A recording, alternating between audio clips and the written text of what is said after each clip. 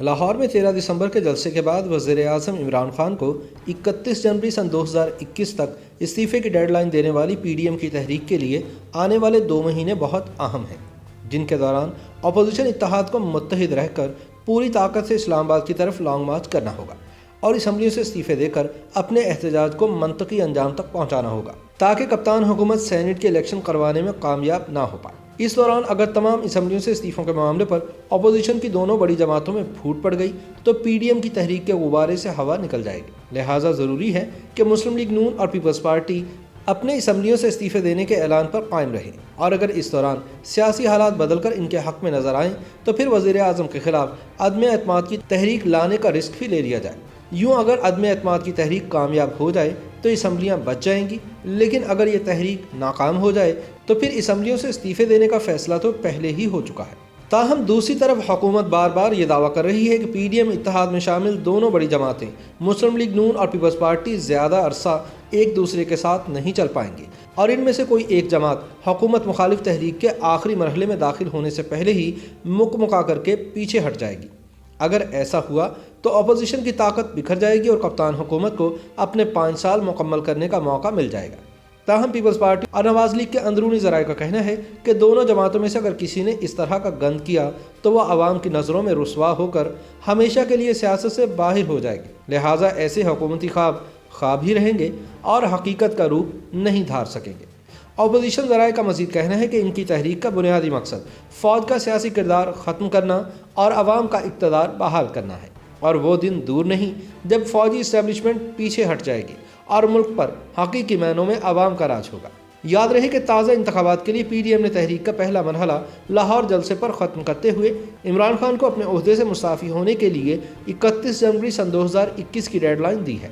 اگر عمران خان استعفیٰ نہیں دیتے تو ان کے خلاف احتجاج کا دوسرا مرحلہ شروع ہو جائے گا، جس میں 11 جماعتی اتحاد قومی اور صوبائی اسمبلیوں سے استعفوں کا اعلان کرے گا۔ تیسرے مرحلے میں مارچ میں اسلام آباد کی طرف لانگ مارچ کیا جائے گا۔ سوال یہ ہے کہ حکومت وقت کے لیے پی ڈی ایم کی دھمکی کتنی خطرناک اور سیریس ہے، اور کیا اپوزیشن واقعی اگلے 2 ماہ میں ایسے حالات پیدا کر دے گی کہ اسٹیبلشمنٹ اپنی لائی ہوئی حکومت کو گرانے کی اجازت دے دے۔ یاد رہے کہ 1 ماہ تک 4 صوبوں میں کیے جانے والے کامیاب جلسوں کا نقطہ عروج لاہور کا جلسہ تھا، جسے حکومت نے ناکام قرار دیا۔ پی ڈی ایم کا اصرار ہے کہ یہ جلسہ انتہائی کامیاب تھا۔ زیادہ تر مبصرین کی توجہ اس بات پر ہے کہ جلسے میں حاضرین کی تعداد کتنی تھی اور وہ کس قدر پرجوش تھے۔ ان عوامل پر پی ڈی ایم کی حکمت عملی کی کامیابی یا ناکامی کا دار و مدار تھا۔ چونکہ لاہور کا مسلم لیگ نون کا گڑھ سمجھا جاتا ہے، یہاں سے ملنے والی حمایت سے پارٹی کے بیانی کی جانچ ہونی تھی۔ پی ڈی ایم کے حامیوں کے والہانہ جوش کو قدرے سرد کرنے میں کئی ایک عوامل کار فرما تھے۔ ملتان میں حکومت نے بہت سی رکاوٹیں کھڑی کر دیں، یہاں تک کہ جلسے کو آخری وقت تبدیل کرنا پڑا۔ لاہور میں بھی حکومت نے عوامی جوش کو سرد کرنے کے لیے ایک جامع حکمت عملی اپنائی۔ اس نے ڈی جے بٹ کو گرفتار کر کے ساؤنڈ سسٹم نصب کرنے سے روک دیا، گراؤنڈ میں پانی چھوڑ دیا، کووڈ-19 کے پھیلاؤ کو پروپیگنڈا کر کے لوگوں کو جمع ہونے سے خوف زدہ کیا، اور کرسیاں فراہم کرنے والوں کو کارروائی کی دھمکی دے کر سروس فراہم کرنے سے منع کر دیا۔ اس شام لاہور کے سرد موسم نے بھی اپنا کردار ادا کیا۔ جب نواز شریف نے رات کو تقریر شروع کی تو درجہ حرارت 6 ڈگری تھا۔ تاہم اس جلسے کی ناکامی کا تاثر فوجی اسٹیبلشمنٹ نے میڈیا پر معلومات کنٹرول کر کے ابھارا۔ کسی ٹی وی چینل کو جلسہ دکھانے یا پوری تقاریر نشر کرنے کی اجازت نہیں تھی۔ میڈیا مالکان اور نیوز ڈائریکٹرز کو جلسے کو ناکام دکھانے کا حکم دیا گیا تھا، جس کے لیے انہوں نے مختلف سیاسی اور تکنیکی حربے استعمال کیے۔ ملک کے سب سے بڑے میڈیا گروپ کے مالک میر شکیل الرحمان کی طویل حراست اور ان کے خلاف انتقامی کارروائی اور حکومت سے اختلاف رکھنے والے صحافیوں کی تواتر سے گمشدگی کے بعد کوئی میڈیا مالک دھمکی امیز فون کال یا واٹس ایپ پیغام کو نظر انداز کرنے کی جسارت نہیں کر سکتا۔ کون سا صحافی ہے جو حکم عدولی کر کے اس معاشی ابتلا کے دور میں اپنی ملازمت سے محروم ہونا چاہے گا؟ در حقیقت چند ایک معزز صحافیوں کو چھوڑ کر ٹی وی پر تجزیہ کاروں، اینکروں اور نمائندوں کی حکومت کی حامی فوج یا متعصب شرکاء پی ڈی ایم کی پالیسی کو ناکام قرار دیتے ہوئے اس کے رہنماؤں پر کڑی تنقید کر رہے تھے۔ ان حقائق سے تصدیق ہوتی ہے کہ اس وقت میڈیا کا بازو کس قدر مروڑا جا چکا تھا۔ سینئر صحافی اور تجزیہ کار نجم سیٹھی کہتے ہیں کہ پی ڈی ایم کے لاہور کے جلسے کا سن 2011 کے عمران خان کے جلسے سے موازنہ کرنا بددیانتی ہے، کیونکہ اس جلسے کو اسٹیبلشمنٹ کی پشت پناہی حاصل تھی اور اس کے لیے پیپلز پارٹی کی حکومت نے بھی فری ہینڈ دیا تھا۔ سب سے بڑھ کر وہ موسم بھی سہانا تھا اور فضا میں کسی وائرس کے خطرے کی دھمک بھی نہیں تھی۔ दूसरी तरफ लाहौर में 13 दिसंबर 2020 को होने वाले PDM के जलसे के बाद मौलाना फजलुर रहमान प्रेस कॉन्फ्रेंस में ये बता चुके हैं कि इनके जलसे को नाकाम साबित करने के लिए ISPR ने मीडिया पर दबाव डाला, क्योंकि मरियम नवाज की लाहौर में जलसे से पहले चलाई जाने वाली राब्ता अवामी मुहिम ने हुक्मरानों की नींदें उड़ाकर रखती थी। लेकिन अपोजिशन के नुक्ता नज़र से अहम तरीन बात यह है कि 13 दिसंबर के जलसे के बाद भी PDM इत्तेहाद कायम है और इसकी क़यादत ने मुश्तरका तौर पर असम्बलियों से इस्तीफे देने और लॉन्ग मार्च शुरू करने का ऐलान कर दिया है।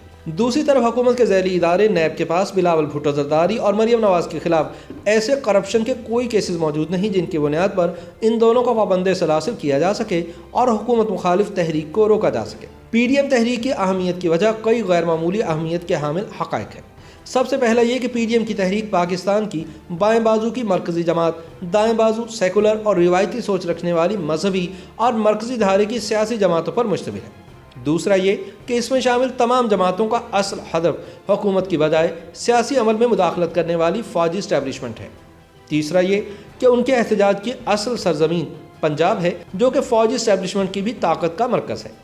चौथा ये कि इस्टेब्लिशमेंट की हिमायत से वजूद में आने वाली कप्तान हुकूमत की नाअहली और नालायकी और गलत पॉलिसियों की वजह से आम आदमी की ज़िंदगी मुश्किलात का शिकार है। इसकी वजह से नाराज़ और मुश्तिल अफराद भी PDM के साथ शामिल हो रहे हैं। इन हालात में सवाल ये है कि PDM की तहरीक का नतीजा क्या निकलेगा। ये सच है कि PDM को अंदरूनी मसाइल का सामना है। एक साल से इसकी अहम तरीन जमातें पीपल्स पार्टी और मुस्लिम लीग नून लॉन्ग मार्च या फौजी इस्टेब्लिशमेंट को अपने मसाइल की असल वजह करार देकर इसे हदफ बनाने के हक में नहीं थी। लेकिन इस्टेब्लिशमेंट के साथ डील के हामी शहबाज शरीफ की गिरफ्तारी और आसिफ अली जरदारी के खिलाफ मुसलसल नैब केसेस के इंदराज के बाद एंटी इस्टेब्लिशमेंट बयानियाँ रखने वाले अनासिर को पजीराई मिल गई। नवाज शरीफ की जानिब से फ़ौजी क़यादत का नाम लेकर तनकीद करने के फ़ैसले को शहबाज धड़े ने भी कबूल तो कर लिया, ताहम वो इसे दिल से कबूल करने को अभी तैयार नहीं है, क्योंकि इनकी राय में कोई भी सियासी तब्दीली लाने के लिए इस्टेब्लिशमेंट को अपने साथ मिलाना ज़रूरी है। दूसरी तरफ नवाज शरीफ के मौक़िफ़ की तायीद करने वालों का कहना है कि फ़ौजी इस्टेब्लिशमेंट को अपने साथ मिलाने के लिए ज़रूरी है कि उसको दबाव में लाया जाए और तनकीद का निशाना बनाया जाए। इस बात को तो वज़ीर-ए-आज़म इमरान खान ने भी एक हालिया इंटरव्यू में तस्लीम किया है कि अपोजिशन क़यादत की जानिब से फ़ौज के सरबराह जनरल कमर जावेद बाजवा और ISI के सरबराह लेफ्टिनेंट जनरल फैज़ हमीद मुगल का नाम लेकर तनकीद करने का बुनियादी मकसद फ़ौज पर दबाव डालना है ताकि वो इनकी हुकूमत को गिरा दे। ताहम वज़ीर-ए-आज़म ने वाज़ेह किया कि फ़ौज इनके नीचे है, इनके ऊपर नहीं।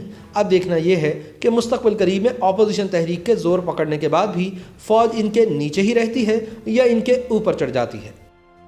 YouTube पर गूगली न्यूज देखने के लिए youtube.com की सर्च बार में गूगली न्यूज TV टाइप करें। गूगली न्यूज के पेज पर सुर्ख रंग के सब्सक्रिप्शन वाले बटन पर क्लिक करना ना भूलिए। YouTube पेज पर अपलोड होने वाली वीडियोस से बाखबर रहने के लिए बेल आइकन पर क्लिक कीजिए। आपको हर नई वीडियो के बारे में नोटिफिकेशन मौसूल हो जाएगा।